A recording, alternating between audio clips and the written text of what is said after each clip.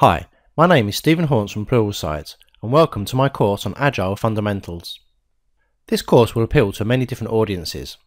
If you are a developer, then this course will give you a good understanding of why Agile is beneficial to you, your team, and your employer. This may be the first Agile project that you have worked on, and you want an understanding of why you are using Agile over Waterfall. This course will also be a good refresher on why you are using Agile if you are already on an Agile project. If you are a project manager, then this course will help you understand the differences between an Agile project and the more traditional Waterfall project.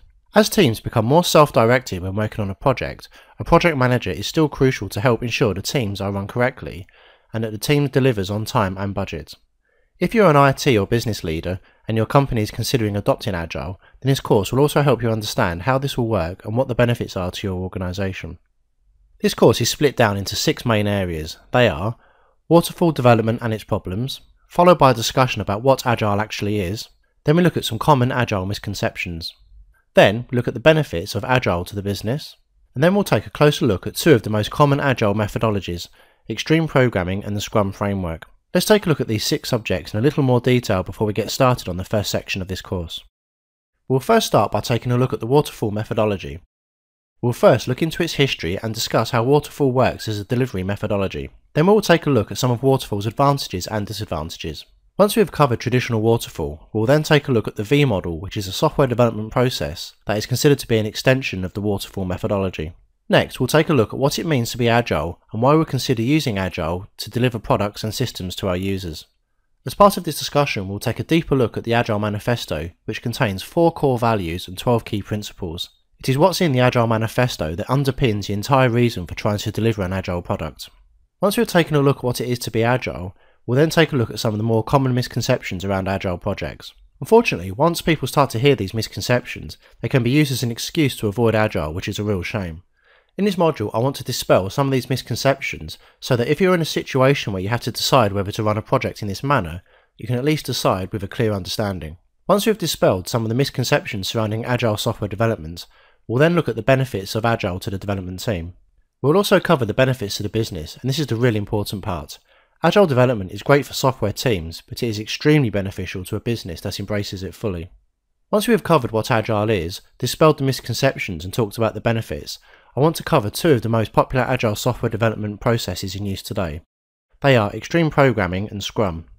There are many more like Lean, Kanban, DSDM and Crystal, but in this course we'll just focus on the 2 most popular. First, we'll look at what extreme programming is and its history.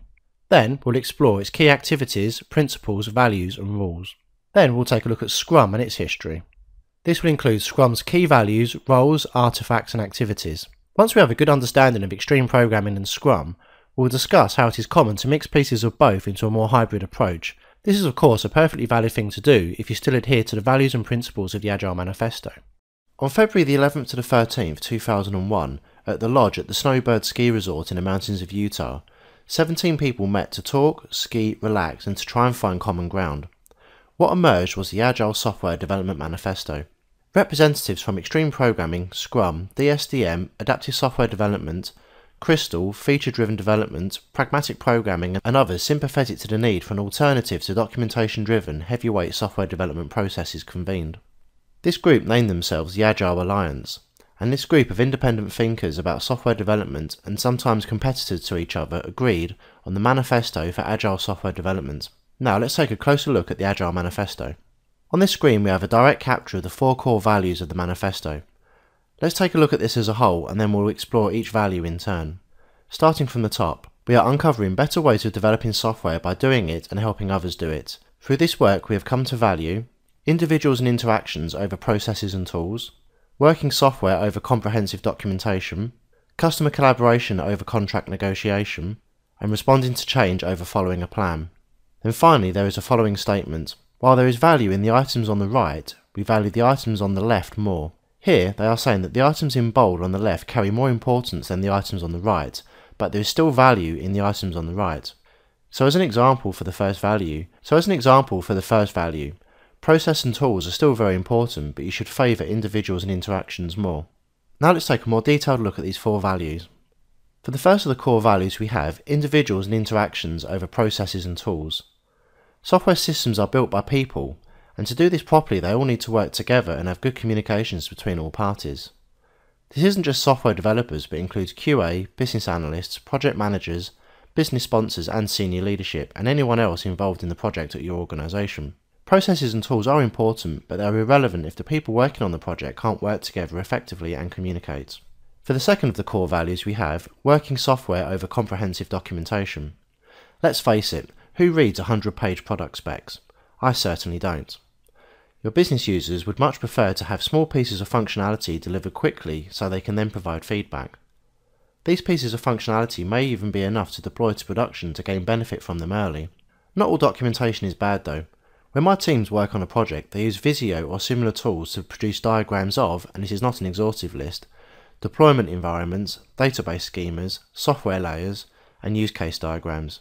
We normally print these out on an A3 printer and put them up on the walls so they are visible to everyone. Small, useful pieces of documentation like this are invaluable. 100-page product specs are not, as 9 times out of 10 they are invalid and out of date before you have finished writing them. So remember, the primary goal is to develop software that gives the business benefit, not extensive documentation. For the third of the core values we have, customer collaboration over contract negotiation. All the software that you develop should be written with your customers' involvement. To be successful at software development, you really need to work with them daily. This means inviting them to your stand-ups, demoing to them regularly, and inviting them to any design meetings.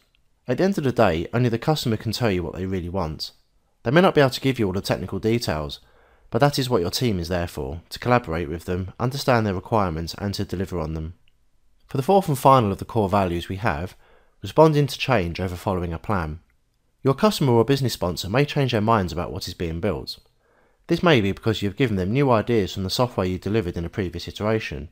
It may be because the company's priorities have changed or a new regulatory change has come into force. The key thing here is that you should embrace it. Yes, some code may get thrown away and some time may be lost, but if you are working in short iterations, then this time lost is minimised. Change is a reality of software development, a reality that your software process must reflect. There is nothing wrong with having a project plan. In fact, I'd be worried about any project that didn't have one. However, a project plan must be flexible enough to be changed. There must be room to change it as your situation changes, otherwise your plan quickly becomes irrelevant.